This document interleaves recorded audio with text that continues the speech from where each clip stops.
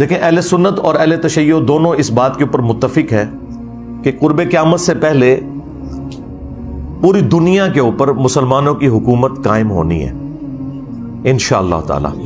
اور یہ وہ وعدہ ہے جو اللہ تعالیٰ نے قرآن حکیم میں کم از کم 3 جگہ پر اپنے محبوب صلی اللہ علیہ وآلہ وسلم سے کیا ہے. سورہ التوبہ کے اندر، سورہ الفتح میں اور سورہ الصف میں. هو الذی ارسل رسولہ بالہدی ودین الحق لیظہرہ علی الدین کلہ. وہی اللہ ہے جس نے اپنے محبوب صلی اللہ علیہ وآلہ وسلم کو الہدا یعنی قرآن کے ساتھ اور دین حق کے ساتھ مبعوث کیا تاکہ اسے تمام ادیان کے اوپر غالب کر دے.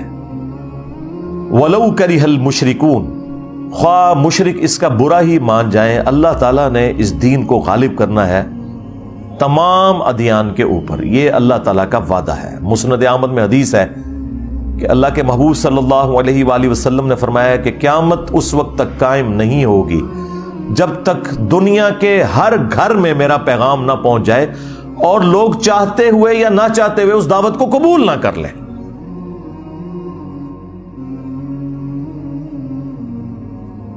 اچھا اس زمانے میں تو یہ بڑا مشکل تھا کہ ہر گھر میں کیسے پہنچے گا. سرکار آج دیکھ لیں انٹرنیٹ، گھر کیا گھر کی کوٹھڑی میں بھی انٹرنیٹ کے سگنل آ رہے ہیں. کسی غار کے کونے میں بھی آپ جا کے بیٹھ جائیں وہاں پہ بھی سگنل آ رہے ہیں.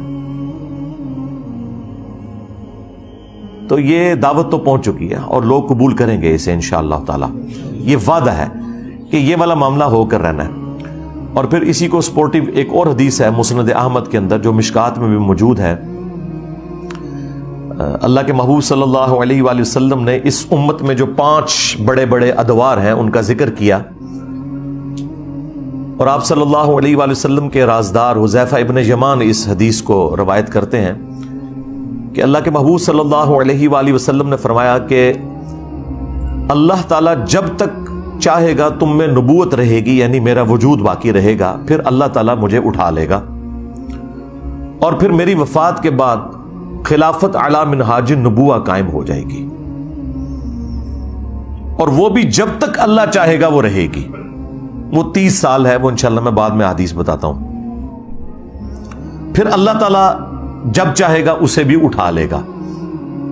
پھر ملکن عاضن، جو ہمارے استاد ڈاکٹر اسرار صاحب یوں کرتے تھے، ملکن عاضن، کاٹ کھانے والی ملوکیت یعنی اپنے مخالفین کو قتل کرنے والی حکمران، وہ قائم ہو جائے گی.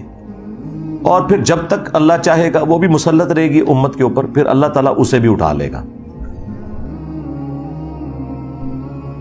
پھر جابر حکمرانوں کا دور آ جائے گا، یہ 4تھا دور ہے، وہ بھی رہے گا جب تک اللہ تعالیٰ چاہے گا.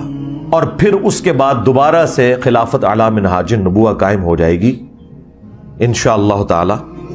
یہ حدیث ایک تابعی نے لکھ کر عمر بن عبدالعزیز کو بھیجی اور انہوں نے کہا کہ مجھے لگتا ہے کہ یہ کاٹ کھانے والی ملوکیت یعنی حضرت معاویہ رضی اللہ تعالیٰ عنہ اور ان کے بعد جابر حکمران، یزید اور عبد الملک بن مروان اور ان کے پھر آگے اولاد، اس کے بعد اب آپ ہیں جو خلافت واپس آ گئی ہے.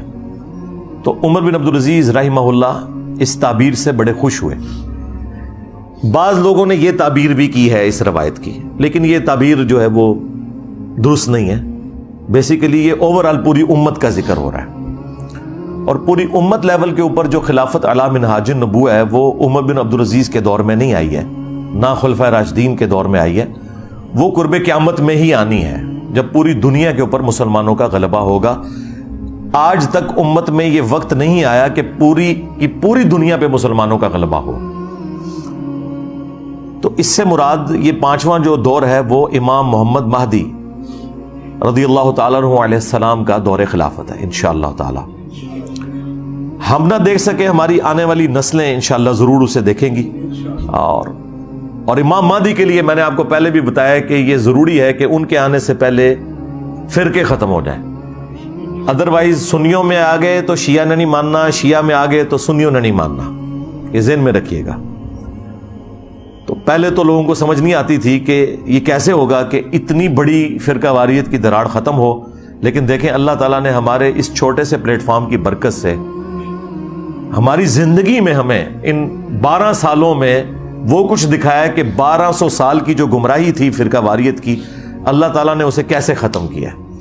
ہمارا ایک نعرہ ہی سب کو لے گیا کہ میرے نبی سا ہے ہی کوئی نہیں، تیرے بابے تے شاہ ہی کوئی نہیں۔ تو لوگ دوبارہ سے رسول اللہ صلی اللہ علیہ وآلہ وسلم کی مبارک ذات کی طرف متوجہ ہوئے ہیں۔ اہل البیت کا مقام انہیں پتہ چلا ہے، خلفائے راشدین کی عظمت ان کے دلوں میں جاگی ہے الحمدللہ، اور فرقوں کے بزرگ بابوں سے جان چھوٹ گئی ان کی۔ جس طرح توحید میں وہ ایک اللہ کے ماننے والے ہو گئے، اسی طریقے سے اطاعت میں وہ بابوں کی بجائے ایک اس شخص کے ماننے والے ہو گئے کہ جس کی قبر مدینے میں ہے۔